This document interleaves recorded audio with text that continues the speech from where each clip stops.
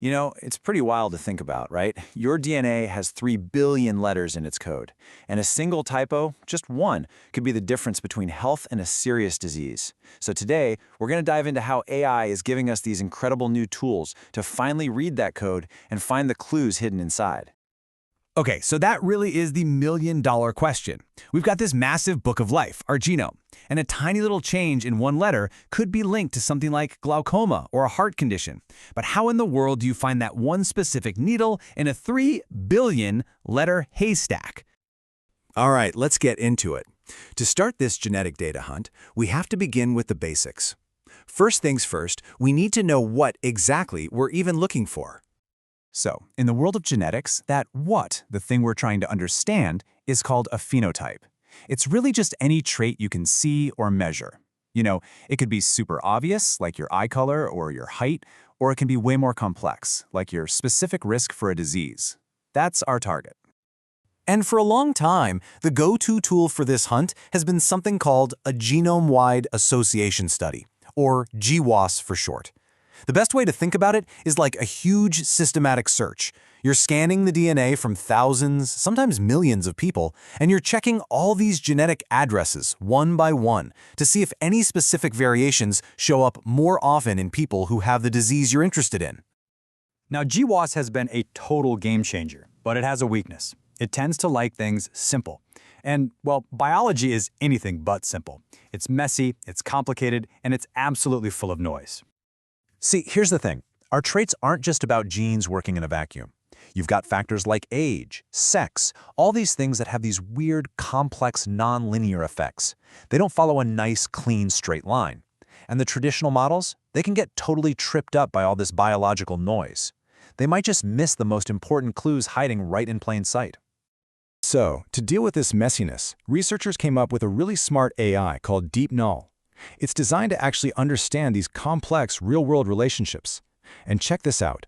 On the left, when the data is simple and straightforward, you can see the old method and DeepNull are basically tied. But look at the chart on the right. When you throw in the kind of complexity you find in actual biology, DeepNull just pulls way ahead. It's like it can see the path through a tangled forest while the old methods are still stuck at the entrance. And this isn't just some theory, okay? This is from real-world data. When they unleashed DeepNull on actual patient data from the UK Biobank, the results were just incredible. For predicting the likelihood of glaucoma, DeepNull found 46% more significant genetic locations than the old-school method. I mean, that is a massive leap forward. It means we're getting way, way better at figuring out who's really at risk. Okay, so we've got a much better tool for finding the clues. Awesome. But that just reveals the next big problem. What happens when the labels we're using, the phenotypes, aren't perfect? What if we need to let the data speak for itself? I mean, just think about it for a second. Labeling someone as either has the disease or doesn't have the disease is, well, it's pretty crude, right? Biology is almost always a spectrum. Plus, how are you ever going to get a doctor to sit down and create detailed labels for 1 million people? You can't. It's a massive bottleneck. And this is where AI phenotyping just completely changes the game. Instead of those clunky yes or no labels, we can just feed the AI the raw data itself, like here's a detailed scan of an optic nerve or a lung function curve. The model then learns all the important patterns on its own and spits out this super precise, scalable score. So now you get a much richer picture, and you can do it automatically for millions of people. Problem solved. But okay, what if we could take it even one step further? This is where a technique called Reglet comes in, and it uses something called unsupervised learning. This is wild. It means you don't give the AI any labels, not a single one.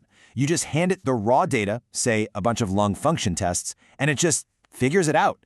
It finds the important patterns all by itself. It's literally like giving the AI a flashlight and telling it, go explore this dark room and tell us what you find. Okay, so we've taught our AI to look at one type of data with superhuman precision. That's cool, but think about how we understand the world. We combine our senses, right?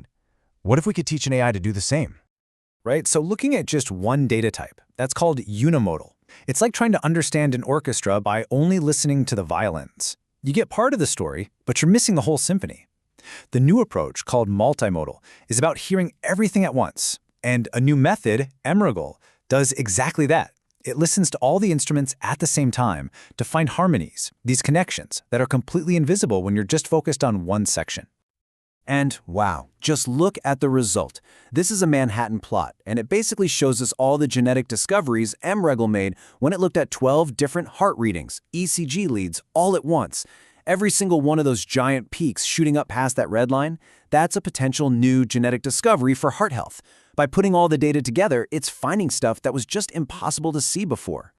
Let's actually quantify this, because the numbers are pretty staggering. So MREGL's confirmed 122 known genetic links, which is great, but it also found 20 totally new ones. And get this, it found 30 genetic markers that were completely invisible when scientists looked at each data stream on its own. That's not just a little better, that's a whole new level of discovery. So what's the big deal? Why does this all matter? Well, because this kind of deep genetic insight leads directly to better medicine. This new knowledge was used to build a way more accurate risk score for atrial fibrillation, a common heart condition. And that means we can identify people at high risk way earlier and hopefully intervene before something bad happens. This is how that fundamental science actually ends up saving lives. So what a journey, right? We've basically watched the scientific toolkit for understanding our DNA level up again and again, with each new idea building on the one before it. I mean, think about it. We went from those early, simple searches with GWAS to getting a whole lot smarter about seeing through the biological noise with DeepNull. Then we took a huge leap and let the AI create its own, much better labels. And finally, we taught it to combine all its senses with MREGL.